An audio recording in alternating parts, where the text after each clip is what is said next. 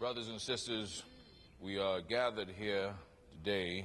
New Orleanian Wendell Pierce is known for his many movie roles on the big screen. This is a place that was idyllic. But it's his role off-screen, rebuilding the Hurricane Katrina-damaged neighborhood of Pontchartrain Park, where he grew up, that's earning him even more admiration, something he says is his duty. I actually called those men and women my age and said, you know, we have gained too much from Pontchartrain Park to let it go. Despite an acting career that keeps him traveling, he serves as a president of the local Pontchartrain Park Neighborhood Association, helping to rebuild the community in the Gentilly area on the lakefront, which has a lot of history.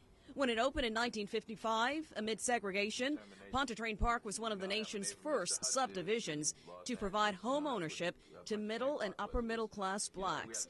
And black GIs returning home from World War II, a community with all the essential amenities, including a golf course, making for a rich legacy. We have lawyers and doctors and teachers and all of those people who gave us inspiration. He says pre-Katrina, close to 3,000 people lived in Pontchartrain Park. Most of the homes were paid off, but only about 33% of them are back.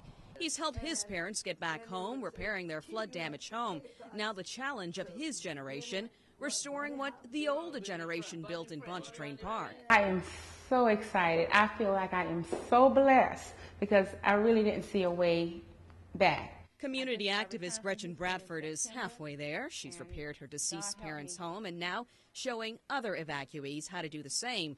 But that's only part of their plan. This green space with all of these overgrown weeds is a big part of the neighborhood's rebuilding plan. The Pontchartrain Golf Course is historically significant because it was built by an African American, the same person who built many of New Orleans golf courses, and this was the first place African Americans were allowed to play. The logic here is if you restore this golf course and you restore the playground here, it will enhance the community and raise property values to help get people back.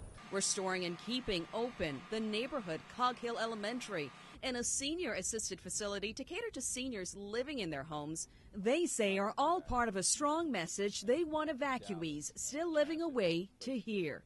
We are going to compete with all those developers and rebuild this neighborhood, and we want you to come back home.